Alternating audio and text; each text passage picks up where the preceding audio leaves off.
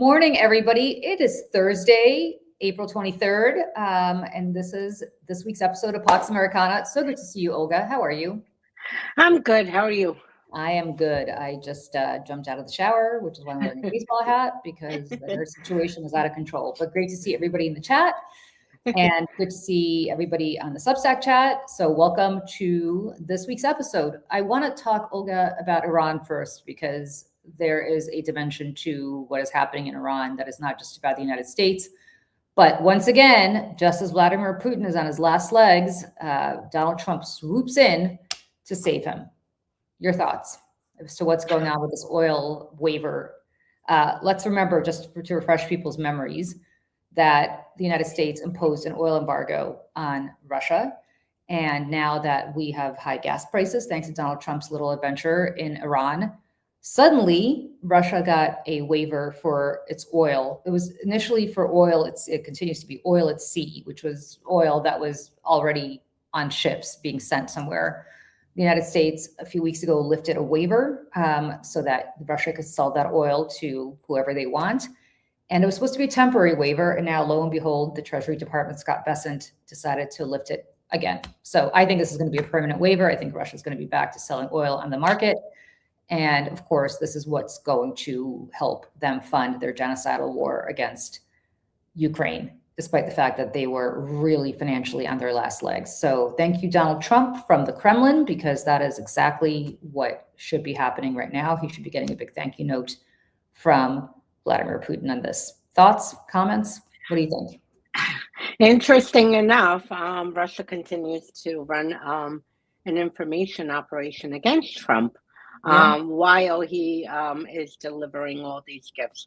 Yes, so you're correct. In March, mid-March, Trump Treasury Department issued a waiver for 1 month. Bessent came out last week swearing, that's it. Sanctions are back on Russia. That's it. And he even told Congress this when they requested additional information. And that was it. As we knew, Wednesday, every headline read sanctions were on Russia. Well, Friday night, around, I would say, 7 p.m., the Treasury Department suddenly issued a quiet waiver for 1 month again until mid-May. And of course, now Bessent is freaking out because, I mean, he literally stood and lied to the American people, to all our allies, to Congress to say that, you know, this waiver is going, the sanctions are going back on oil, and that's it. Now, just for people to understand, the first waiver that was issued, Russia made approximately $10 billion in that month. So you could imagine with oil prices yet again skyrocketing, because now Brent is over 100. And frankly, I don't think, I mean, this is for another discussion, but my major was international finance, and I can tell you that the markets are completely detached from what is happening, because oil should be nearing somewhere around $150 right now a barrel of Brent, because the markets, I don't understand how they are not calculating, or maybe they're in some delusion, or I don't know.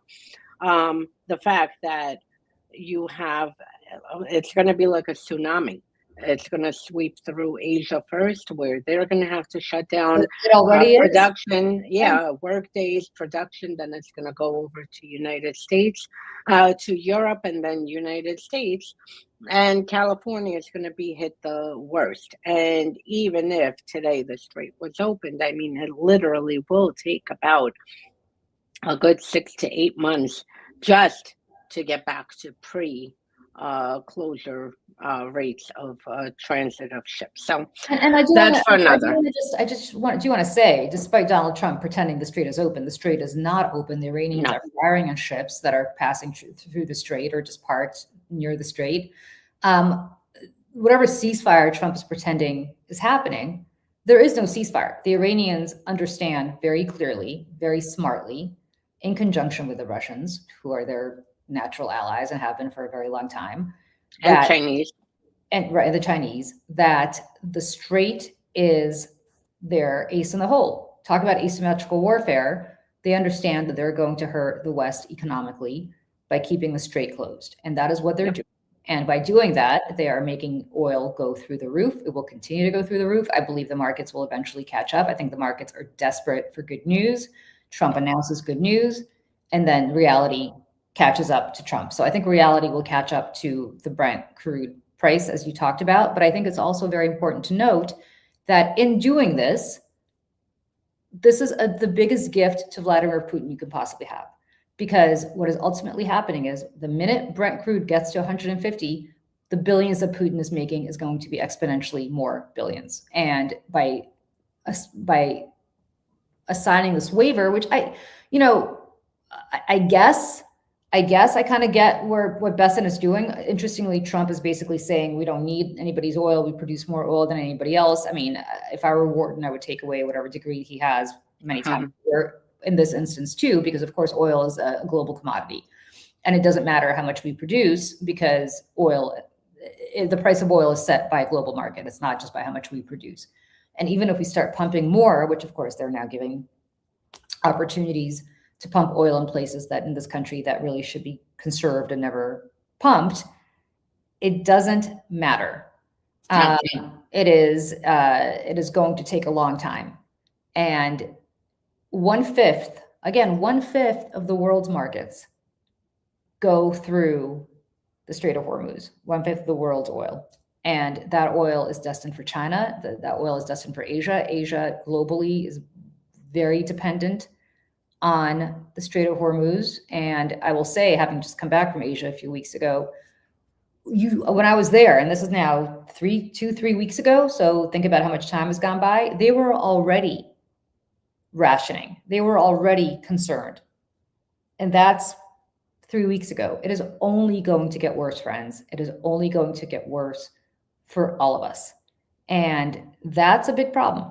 It is a massive, massive problem. Yeah, and it boggles me because everything I think that anyone learned in school and finance, the economy can be chucked out the window because you look at the markets and it's like, yay, Brent is on its way up and so is the stock market. Like nothing makes sense in the stock market, nothing makes sense in commodities, nothing is making sense except the fact that, potentially you have very, very influential, players who are manipulating the market and driving it up. I would say maybe like pre-2008 levels when it was going up, because you had a handful who knew that the economy was about to implode. So this might be happening the same thing now, and then come fall, we're going to see the implosion, but none of it makes sense. But yeah, back to Russia, they're making a lot of money. Trump, despite his, delusions of everything is fine and Iran is begging us on their knees, they're not even answering his calls. You had the vice president, which frankly I cannot believe, it's disgraceful that Trump and Republicans put us into this position, that the vice president was sitting there like a dog waiting for Iranians to call to give a green light to go for a meeting, and they never called and the trip got canceled. I mean, this is disgusting. The US actually used to have a lot of respect and power, and the fact that you have now this clown show happening in the White House, besides the fact of the danger to national security between all the purges and the counterterrorism assistant who is apparently a honeypot who looks for sugar daddies, and like all the insanity coming out of serious agencies. I like, God help us all. That's all I have to say. Yeah. The whole thing is just, it is absurd. And I think we haven't yet felt it. I mean, people obviously feel it when they put gas in their tank, but this pain is only beginning. Pain is only beginning. And it is all the more awful because every single time there's an opportunity to help the Russians, Trump does it. And I want to talk about something else that just came across again in Russian media. I don't know why it's not being covered here in the United States, but it should be.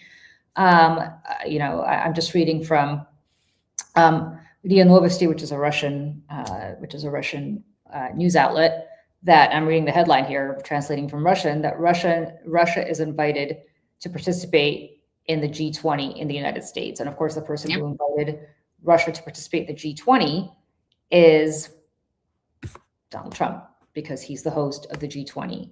Russia is or should be a global pariah, in the same way that Adolf Hitler should have been a global pariah and was a global pariah after he launched a war. I continue to say, and I think you agree with me, Olga, that Ukraine is the first front of World War III. Iran is the second. It is all interconnected to the same war and to the same conflict, even though the theaters are different, in the same way that, of course, the Pacific theater and the European theater in World War II were different, but still the same war. How you invite somebody who began World War III and is a genocidal maniac who is murdering innocent civilians, how you invite that person, first of all, to Alaska last summer and roll out the red carpet for him, but how you now invite somebody like that to participate in a global economic forum when they are a petrostate that is effectively on its last legs. You tell me. A terrorist state. Well, with oil fields, thank God, at least, thank God, with all the sanctions, waivers, and everything. Thank God that the U.S. is, that Ukraine is bombing the shit out of oil refineries. But yeah, so this is the news that crossed the wires overnight. At the highest levels, they're inviting Russia. I mean, there's so much, in the story. Let's start with the fact that I think Trump is having, G20 in his fucking golf club. For starters, that's not where an event like that should be held. But of course, he can't miss an opportunity to profit off of his presidency. And then the fact, yes, Russia should be a pariah. I mean, they're committing genocide every single day. They are bombing, Ukraine, all Ukrainian cities.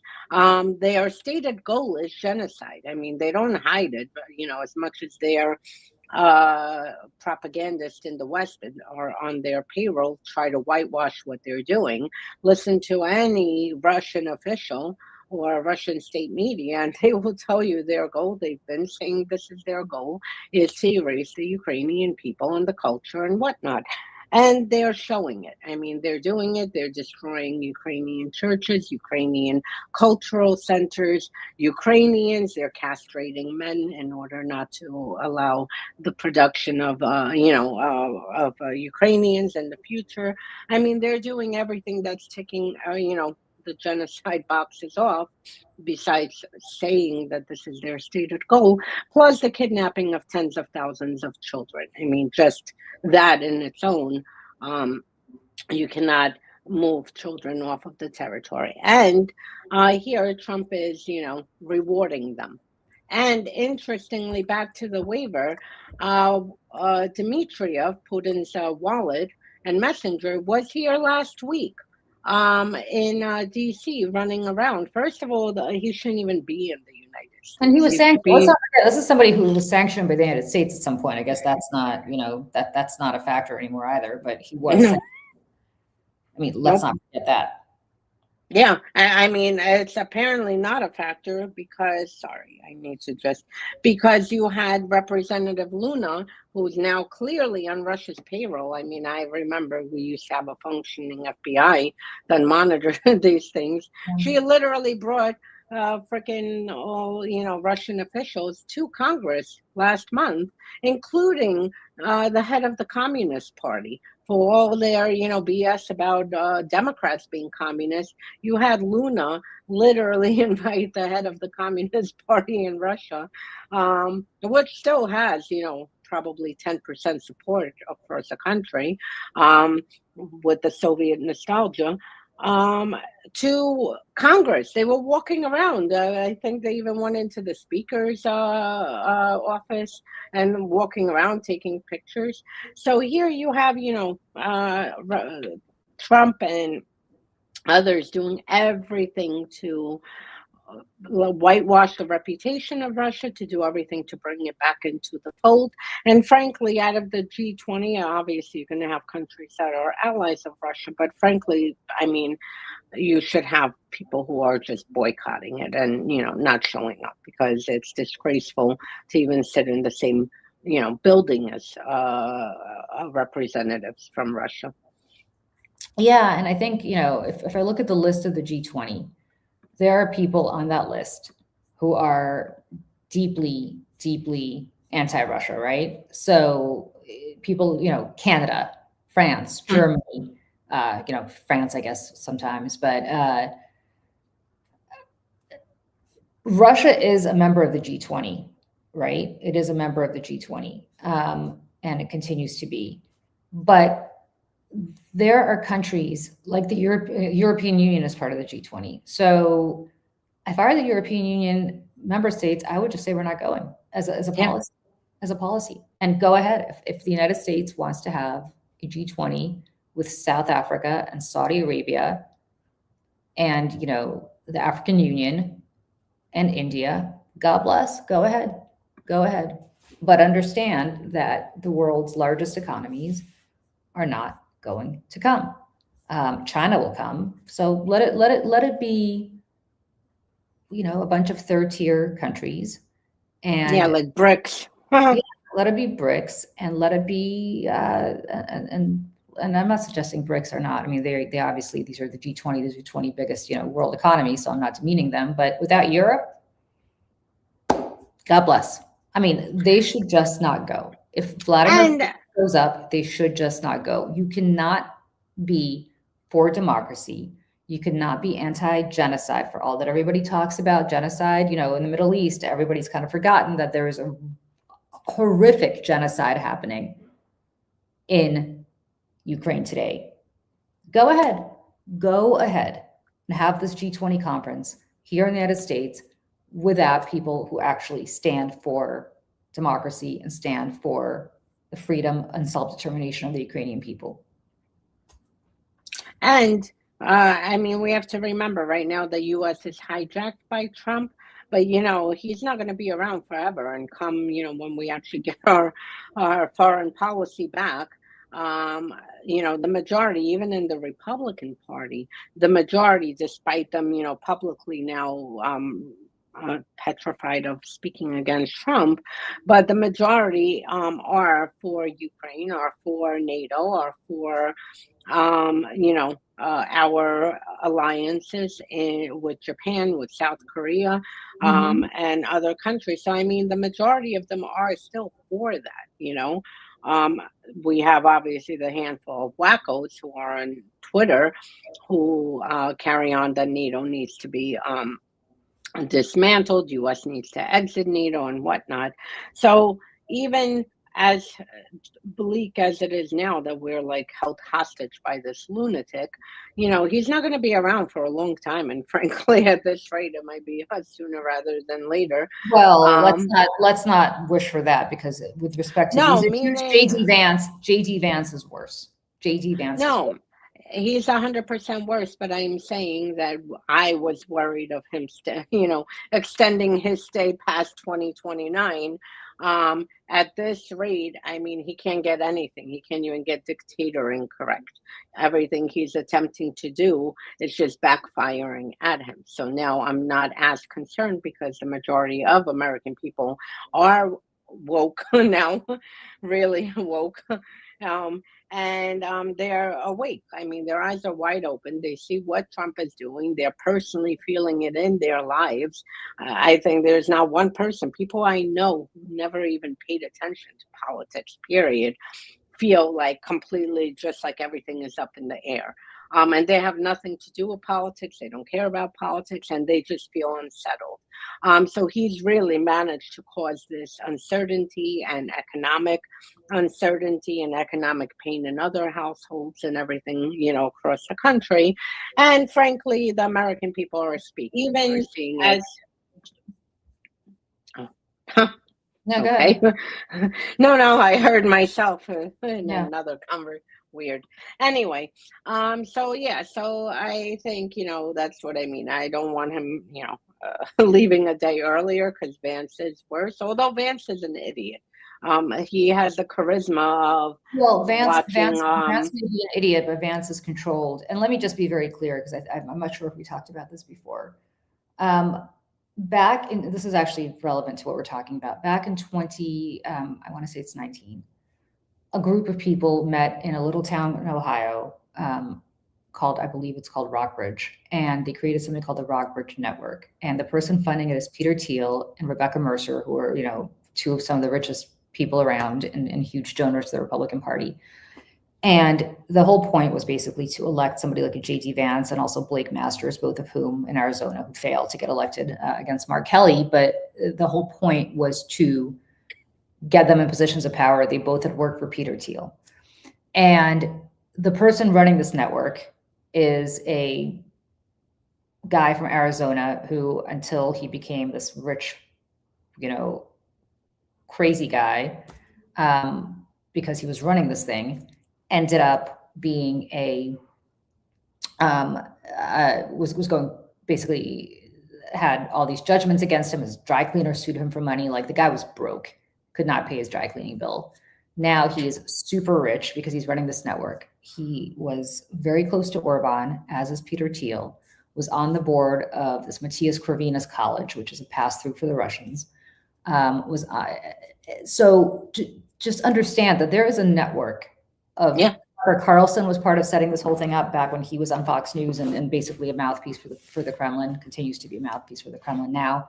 So the people behind J.D. Vance, the people behind elevating J.D. Vance first to the Senate and then to the vice presidency, are people who are deeply aligned through Orban, who's now gone, with the Kremlin. Yeah. And that is why you see J.D. Vance parroting what he's parroting, because he has no moral convictions whatsoever.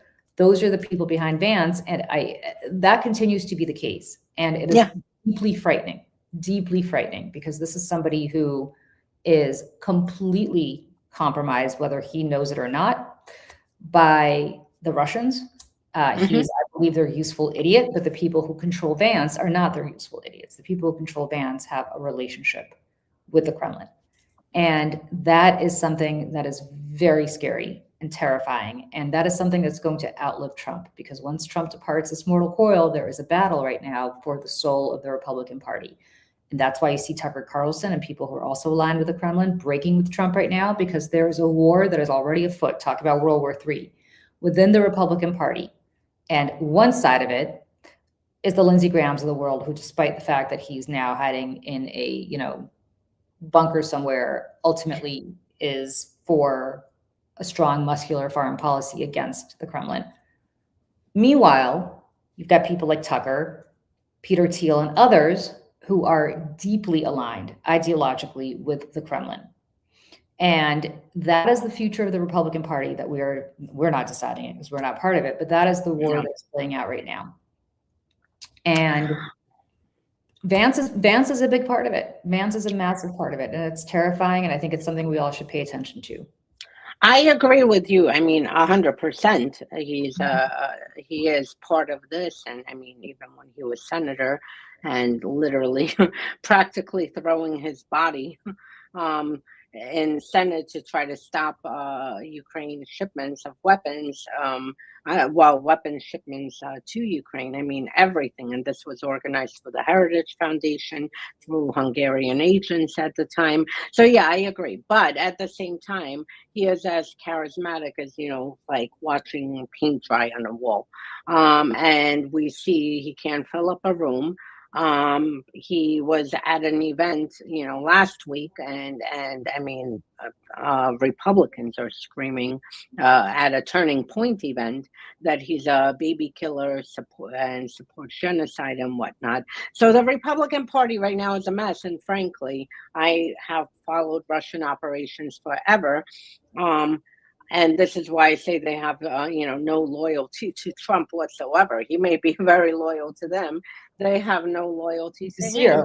And we need to, at the same time, also keep an eye on the left, because Russia and Russian security services know that right now there's a rejection of the Republican Party and the MAGA movement, because it's splintering between the pro-Israel crowd and the anti-Semitic crowd and the Russian crowd, like Tucker and Candace Owens and the others.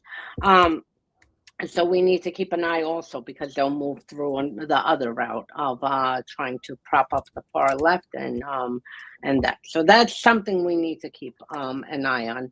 And if you notice, there's also an interesting movement, which is something, again, that Russia might have their fingers on without us, without the people involved even knowing. And that is this uniparty. Like, forget the right and the left. Why don't we just bring like a Ro Khanna with a Marjorie Taylor Greene and create a new party? Keep an eye on that, because that's also interesting to, say now this all goes above parties, and we just need to combine, people who reject foreign wars and this and that and put them together into one movement.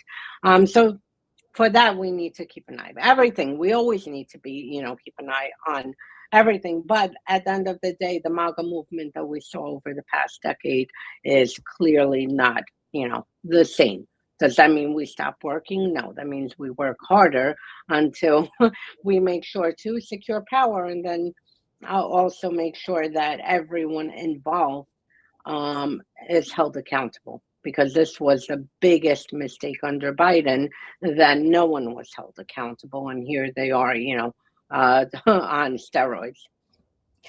Yeah. And, I often wonder if Biden had done this. Let's say that if Biden had invited Putin to the G20, could you imagine the reaction from somebody like a Lindsey Graham? I mean, it'd be another January 6th. They'd be leading the charge with pitchforks themselves. Yep. But of course, that's what's happening right now. And Yep. It's very fascinating to me that this is what's going on. And it is concerning to me also that this is not just on the Republican side. There are Democrats who are running for office right now who just don't think this is a big issue and this is a big problem. And it is. And it's critical that we are wide-eyed about what is happening right now on both sides. I hate the both sidesism, but I'm really on both sides of the aisle. Yeah, on both sides of the aisle, because this is not about partisan politics. This is about the fact that Olga and I did a 20-part series on Russian infiltration of the 2016 election, how they skewed the election to elect Donald Trump. Without Russia, Trump would have not gotten elected, just to be clear. And we don't need to belabor that series now. You are more than welcome to go on either my Substack, Salty Politics, or I'm Asking Russia, Olga Substack, and read the entire thing. Just if you do take a day off of work, because it's very long. It's really it's a book. It's a book. So what we need to be aware of here is that this is a fight for the future of our democracy and who controls it. Is it us, or is it a malignant, genocidal monster sitting in the Kremlin? And you see that playing out very obviously in the Republican Party. You're starting to see that infiltrate the Democratic Party as well. We cannot afford to do that. We cannot afford And to. I'm telling you, I noticed the past few weeks this movement to bring Marjorie Taylor Greene into the fold. And say, let's forget about parties. And I'm not a political person, frankly. I care about our national security. And, right now, Trump is the enemy. And anyone supporting the Kremlin, if you have Democrats who did the same thing like Trump and, assisted Russia, trust me, they would be on my radar, and I'd be, railing against them, because I'm not about politics. I mean, I'll never in the foreseeable future ever vote for Republicans, only because they allowed this to happen and allowed a foreign, country to create. They didn't create the division, but to amplify the division between Americans, because the division that we have, this is our, homemade division, but Russia pours fuel on the fire and takes something where, it's like a mother-in-law from hell. A Yeah. husband and wife can have a disagreement, whatever, and work it out. Whereas, you have the in-laws come in and they can turn it into a divorce, and this is what Russia did. So we need to keep an eye. We always need to keep an eye, and there are people keeping an eye. And frankly, we need to. But as far as Trump, going back to that, it's interesting because at the same time that he's helping Russia, and this is again, we really need to figure out how to get through to Democrats to stop pushing Russian propaganda. And here's a perfect example. As much as Trump is helping Russia, they're running information operations against him. Over the weekend or earlier this week, they used a former CIA guy who's been with them forever. This guy, Larry Johnson, he's been with them. I mean, I've been reading about him in their paper over a decade. And he basically had a scoop that Trump, how you call it, that the generals had to get Trump out because he was going to use the nuclear button and blow up Iran and use a nuclear weapon on Iran. So they had this scoop. It's disgraceful because he had this scoop. It made its way through social media, into Newsweek, into UK outlets known to be used by Russian intelligence like the Sun and Mirror, and then to Russia's media. So they basically are painting Trump as some unhinged person who can start a nuclear war at any moment. I mean, we all know he's unhinged, but the fact is that this was their information operation. I cannot tell you how many people I saw share this across social media, including people in European think tanks who work on Russian disinformation, and they're sharing it. I'm like, what are you doing? Anyone who deals with Russian disinformation knows that, this guy, Larry Johnson, has worked for the Russians for a very, very, very long time. Because they don't know, right? And that's the problem. Like, this is how good the Russians are, and this is how bad. It's actually not that they're so good; it's that we're so bad, right? Like, you have people like Dave Rubin, you've got people like Tim Pool and all these other people. Dave Rubin shared it. Who were paid hundreds of thousands, if not millions of dollars by the Russians. They admitted it. They claimed they didn't know about it, but nevertheless, were basically, at best, they're useful idiots. I don't know how they're possibly allowed to be back, in the real world, but they are. And how much the Russians are doing this with other people. And it is the responsibility of our media in this country to figure out who's an honest broker and who's not, right? Like, I'm not paid by Ukraine. I just happen to think that they are being completely murdered by a genocidal monster sitting in the Kremlin. If I were, and we are tied to the region. I mean, it's like we're tied to the region. Spouting anti-Peru talking points, and we have nothing to do with Peru. But at best, you have these useful idiots who are parroting Russian talking points because they claim they don't realize that the money that they're being paid is coming from the Russians. At worst, of course, they knew all about it and are basically cashing in on the Kremlin's dime. And regardless of whether it's scenario A or scenario B, it is up to the press to understand who these people are in order to not run them. I mean, the guy who runs the Rockbridge network was an opinion. I mean, the guy literally could not pay his bills, and suddenly 2 years later was a contributing columnist at the New York Times. I mean, that's the part that is so incredible to me. And did the New York Times know this guy's background? Did they understand that he was a Peter Thiel paid mouthpiece and God only knows who else? It's a guy named Chris Buskirk. That's the guy I'm talking about. He co-founded the Rockbridge network with Vance. And suddenly this guy was, he didn't, and again, I want to just talk about this. This guy didn't glide into the inner sanctum of power here. And, he and his wife were dogged by debt and lawsuits, more than a dozen between 2011 and 2015 alone, that were brought by everyone from business partners to collection agencies to even their dry cleaner. And in 2016, the minute Trump upended American politics, suddenly this guy's fortune changes. He co-founded something called the Center for American Greatness, which is the nonprofit behind, a website called American Greatness, which was funded by Peter Thiel. And by 2018, he'd somehow secured access to the best real estate in journalism, and he became a contributing op-ed writer at the New York Times. And from that perch, and this is the part that I think is important for people to note, he routinely promulgated a very strange fascination. This guy's from Arizona, has nothing to do with Russia whatsoever, a strange fascination with attacking anyone who claimed that Russia interfered in the 2016 election to help Trump. Now this guy is an incredibly influential and wealthy power player in the MAGA ecosphere. If you're the New York Times, what is the due diligence you do on somebody before giving them access to the best real estate in journalism? Wow, it's the New York Times. Keep talking, I'll be right back. Keep talking.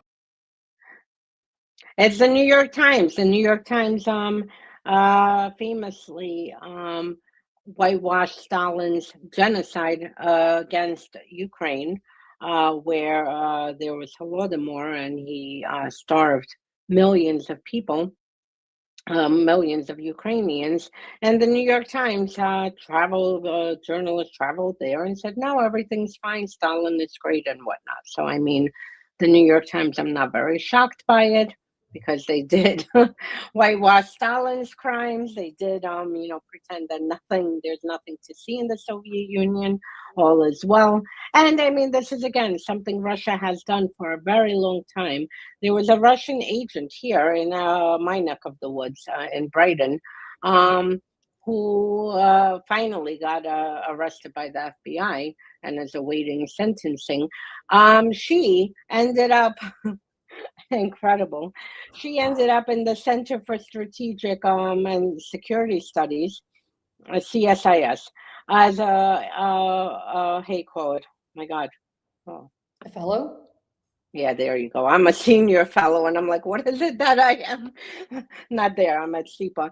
But as a fellow, and if you look at her background, and I did a very deep dive, I mean, literally, you see her like for over a decade on Telegram and VK and Instagram, literally not only posing with Russian officials in Russia and the Russian consulate in New York and Russian embassy in DC, but also pushing Russian policy, Russian disinformation, Russian propaganda. She even, which I personally think she's SVR because of her portfolio, but she even, like in over a decade ago, entered St. Petersburg University and posted in Russian, like, congratulate me, I am now going to be the protector of our motherland.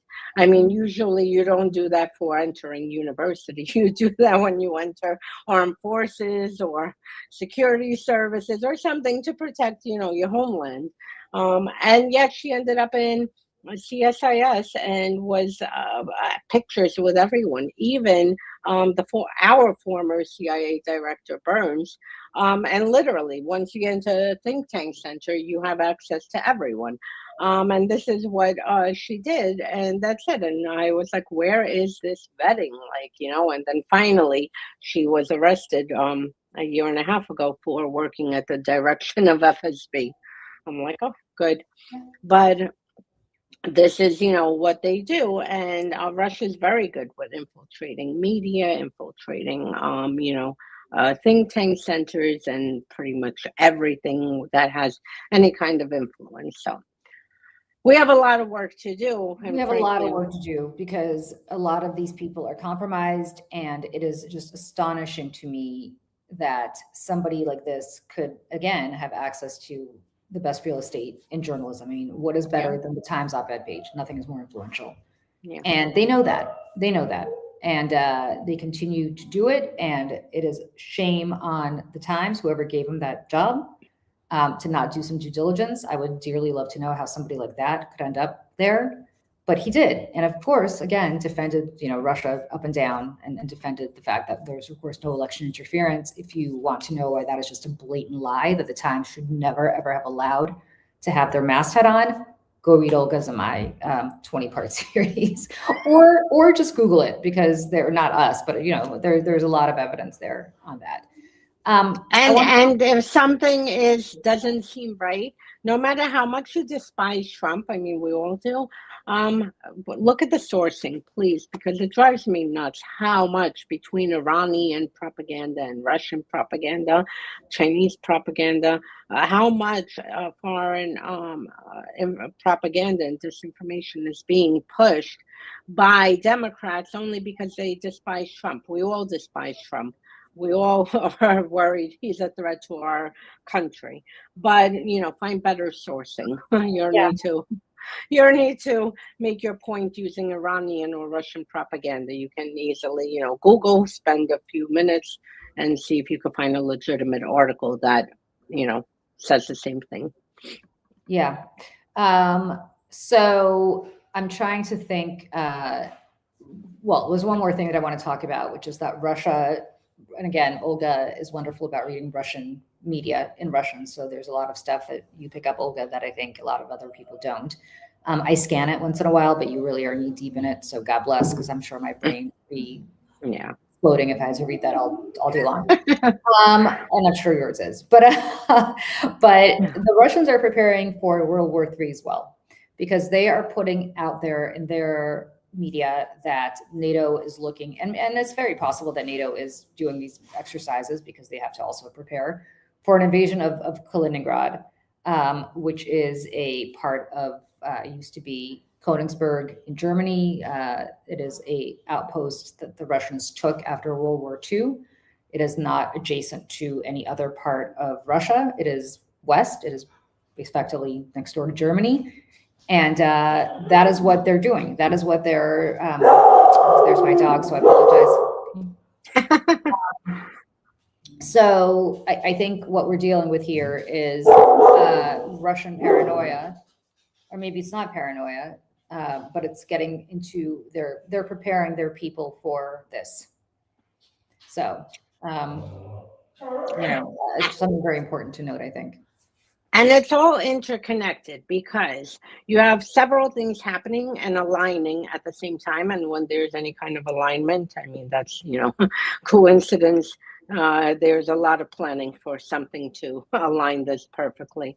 So there are several things happening. One, overnight, Russia's new batshit crazy theory is that NATO is preparing to invade Kaliningrad, which frankly is not Russian to begin with, but that's a different story. But for the purpose of this, Russia sees it as theirs. They use it as a military base forever. They've moved. I remember tracking Iskander missiles being moved to Kaliningrad in like 14, 15. And I mean, it's something, and it's actually a blind spot for NATO, because then you have the Suwalki corridor not too far, and that's a very big blind spot for NATO, and it's on the side of the Baltics. Anyway, so Russia's pushing this overnight that NATO is preparing this attack on Kaliningrad. At the same time, a few weeks ago, in the State Duma, which is equivalent to our Congress, they did a first pass, because their system's different. They have to do 3 passes to pass a law. They did a first pass, basically giving Russian military permission to enter foreign countries to protect Russian citizens. And for anyone who's followed Russia, the biggest premise to all their invasions and threats of invasions is we have Russian speakers that we need to protect. Whether it's the Baltics, whether they're threatening to invade Kazakhstan, whatever they're threatening to invade, it's always the Russian speakers. And I'm like, geez, they'll invade United States because first they flooded the U.S. with Russians, and then they'll say, oh, we have Russian speakers here and Russians to protect, so we need to send our military there. So they passed this as a first pass, and obviously the law would be that if Putin feels it's necessary, he can directly order the Russian armed forces to invade. The third thing happening is that Trump, in his whatever this is with Iran, this endless war, quagmire, whatever the hell he got into, that he's furious with NATO and threatening to pull U.S. troops out of Europe. So you have Russia, who's threatening and has been carrying out aggressive actions to attack Europe, and preparing, this and putting out these type of false flag potential operations where, Europe is preparing to attack them, which they're not. And at the same time, Trump is considering pulling troops out of Europe. And then at the same time, Trump, the Pentagon notified because of what's happening in Iran, which, by the way, for all Americans, I don't care if you're a Republican, Democrat, Independent, all Americans, this is going to be a big hit because Trump, the Pentagon notified European countries they cannot fulfill right now because of what's happening in Iran, the weapons contracts that Europeans paid for. So you have countries who paid for these contracts, whether it's in Scandinavia, whether the Baltics, whatever. And they got basically told by the Pentagon, sorry, you paid for this, but we have to delay these shipments. So now there's going to be a shortage of American weapons because the U.S. is pulling these weapons back because of how much they're using in Iran. And potentially because Trump just wants to fuck Europe. And that's it. So you have all of this happening at the same time. And frankly, like I said, for any American, U.S. is one of the biggest arms suppliers, and between showing U.S. weakness in the Middle East and not being able to defend UAE and Qatar and Saudi Arabia, and how they were being slammed with missiles and drones. And then at the same time doing this in Europe, U.S. is people are gonna be very reluctant to buy weapons from the U.S. And this is one of the main incomes for the U.S. So all of this is happening at the same time, and it's kind of something to keep an eye on because Russia is definitely preparing something. And I've warned for many years, my biggest worry, and even more so since Trump came back, is that Russia and China are timing it together, where Russia moves in, we're boggled down in the Middle East, Russia moves in and starts a war in Europe, expands its war in Europe, and China moves for Taiwan, because right now we're basically sitting ducks. We, if reports are correct, used about 40 to 50% of our stockpiles to throw in Iran, which did really nothing. And this leaves China very confident right now because they know that we're, bogged down, and plus have to conserve our weapons because it takes years to replenish these stockpiles. So that's my biggest worry, that China and Russia are going to collaborate and that they can move on respectively, expand the wars. And this is what, and then we're in a full-fledged World War III instead of pockets breaking out here and there. Okay. Well, friends, on that depressing note, any good news, Olga, for the week? Good news, I think, is us. I think we're, besides what happened in Virginia, with the lower court stepping in and right now freezing it, I'm hoping that the Supreme Court will reverse that and allow the referendum to stand. But the good news is that people are awake. There were a lot of people who came out to vote in Virginia. A lot of people are awake and, paying attention. The more we pay attention, the more you're going to see Trump fumble domestically. And whether it's, the media, even though I bash them so much, but they are doing excellent reporting with things like abuses of power, which is, by the way, a very FSB thing, where Kash Patel decides to open an investigation into a journalist who wrote about, FBI providing security services and transportation for his girlfriend. This is what happens in Russia when there was Novaya Gazeta and others that, operated there. But the point is, we know about it. And as long as we know about it, that is going to, push back against the FBI from abusing the power. So between the media, between all of us, I think, we are moving in the right direction, but we have to be full force. We can't sleep, not even for a second. Okay, one more programming note. For those of you who don't know, Olga and I and Michelle Kinney and Jeff Jarvis and Nina Jankowicz and a whole bunch of people are doing a rewatch of The Americans, the TV show The Americans, which was about how the KGB infiltrated the United States. This is a fictional show, but it's not fiction. That really did happen. It's called the Illegals Program, and the Russians continue to do that after the Soviet Union collapsed. Yeah. But we are watching the Carrie Russell, Matthew Rhys FX show, The Americans, and every week we're doing a rewatch of that episode. Tonight at 7:00 Eastern, we are premiering this week's episode of the Americans Rewatch podcast. Olga, I think you were out for that one, but I'm there, and so are a lot of the other people that I just mentioned.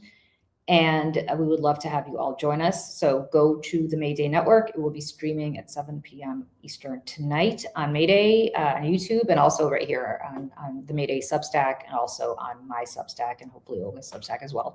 So on that note, it is great to see everybody in the chat. Thank you guys all for showing up. We love, we pre-record The Americans, so we don't have the benefit of the chat, although we try to jump into the chat every week to talk to all of you.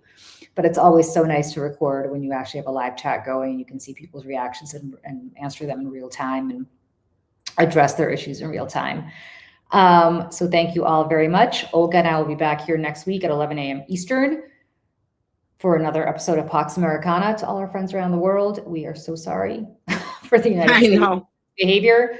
Olga and I have been apologizing for years, but now with this Iranian war, it is just, the horror just keeps getting worse and worse and worse. To all our friends in the United States, stay strong. If you have elections in your area, please vote. There are primaries still happening in places like Michigan that are very, very important for the future of this party, in Maine and other parts of the country. And we will see you all very, very soon. Bye, everybody. Thanks. Bye. Bye.